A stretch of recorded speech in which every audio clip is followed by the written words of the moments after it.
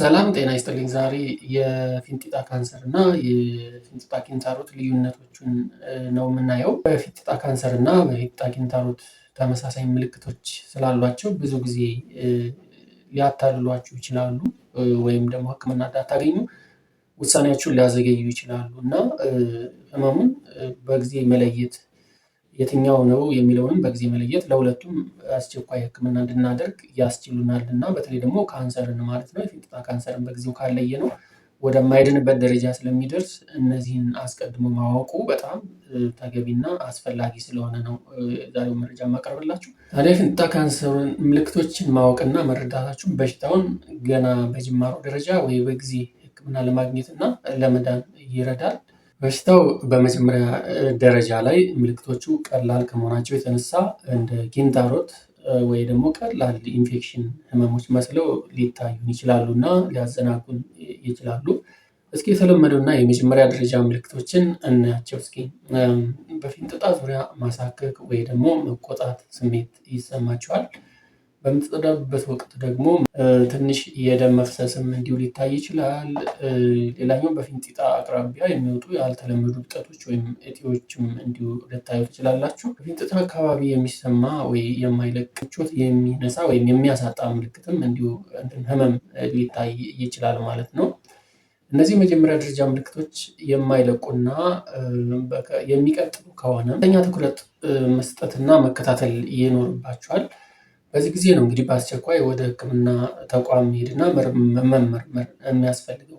ለማንኛውም እንዴት ነው የፊንጢጣ ካንሰር እና ኪንታሮትን ሁለቱን እንዴት ነው የምንለያቸው የሚለውን ነገር ስናይ ዋና ዋና የህመም ምልክቶቹን እንዲሁም መለያዎችን ማስተዋል እና ማየት ይጠበቅብናል። የፊንጢጣ ኪንታሮት ከሆነ አብዛኛውን ጊዜ ደማቅ ቀይ ወይ ብራይት ሬድ ብለድ ነው የሚወጣው። በቃ ኖርማል ደም ፍሬሽ ደም ነው ማለት ነው። ምክንያቱም ሰው በሚጸዳዳበት ጊዜ የመግፋት ሁኔታ ስለሚኖር እዛ ደግሞ የተሰባሰቡ የደም ስሮች የተወጣጠሩ የደም ስሮችን ነካክቶ ስለሚያልፍ ሊያደማው ይችላል ማለት ነው። በዚህ ጊዜ ነው እንግዲህ ደማቅ ቀይ ቀለም ያለው ደም ሊወጣ የሚችለው። ካንሰሩ ከሆነ ግን ጠቆር ያለ ነው፣ ጠቆር ያለ ቀይ ማለት ነው፣ ወይ ደግሞ ቡናማ ቀይ ነው። በእርግጥ የህመሙ መነሻ ከፊንጢጣ ወደ ኋላ ወይ ወደ ውስጥ ወደ አንጀት አካባቢ የተጠጋ ከሆነ ወይም ከዳር ርቆ ወደ መሀል የገባ ከሆነ ግን ደማቅ ቀይ ቀለምም ሊኖሩ ይችላል። ሌላኛው ልዩነታቸው እብጠቱ ነው። የእብጠታቸውን ሁኔታ ስናይ የፊንጢጣ ኪንታሮት ከሆነ ለስላሳ ነው፣ የሚኮማተር ወይ ደግሞ የደም ስሮች እብጠት ነው። ያው ቅድም እንዳልነው መነሻው የደም ስሮች መወጠር ስለሆነ ከነሱ ጋር ተያይዞ የሚመጣ አበጥ ያለ ለስለስ ያለ እብጠት ነው።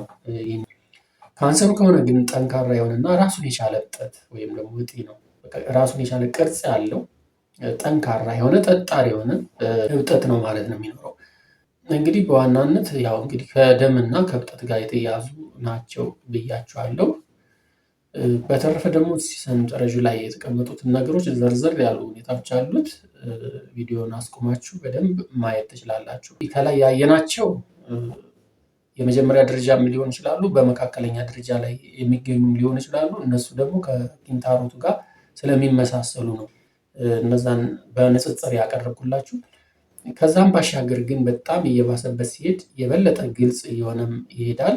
ካንሰሩ እየጨመረና እየተስፋፋ ሲሄድ ምልክቶቹ ደግሞ ይበልጥ ጠንካራና ግልጽ እየሆኑ ይሄዳሉ።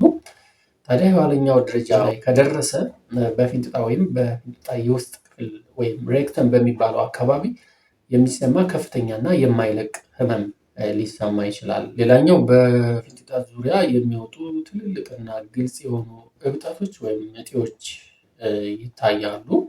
ሌላው ሰገራን የመቆጣጠር ችግርም እንዲሁ ሊኖር ይችላል። ሌላኛው በፊንጢጣ ውስጥ የመሙላት ወይም የመዘጋት ስሜትም ሊሰማ ይችላል። ሰገራ እያለ ግን ወይም ያለመውጣት ነገር ሊኖር ይችላል ማለት ነው።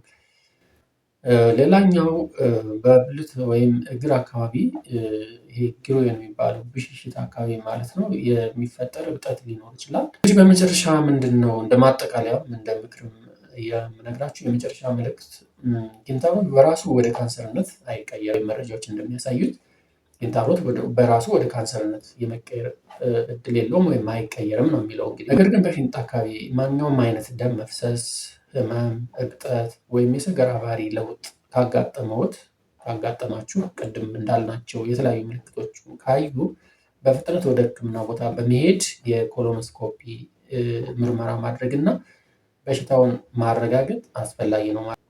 እንግዲህ እንደዚህ አይነት ምልክቶች ሲመጡ ከኋላ የሆነ መዘዝ እንዳላቸው ስለሚያረጋግጥ ክንታሮት የሚሆን ካንሰር በምርመራ ማረጋገጡ እና በጊዜ ታክሞ ህይወትን ማዳኑ በጣም አስፈላጊ ስለሆነ ይህንን ማድረግ ይጠበቅባቸዋል። ከወደዳችሁት ላይክ አድርጉ። ሰብስክራይብ አላደረጋችሁ ካላችሁ ደግሞ ሰብስክራይብ አድርጉ። እንዲህ ጤና ነክ መረጃዎችን ለማግኘት ትክክለኛው ቻናል ነው። ጤና ይስጥልኝ።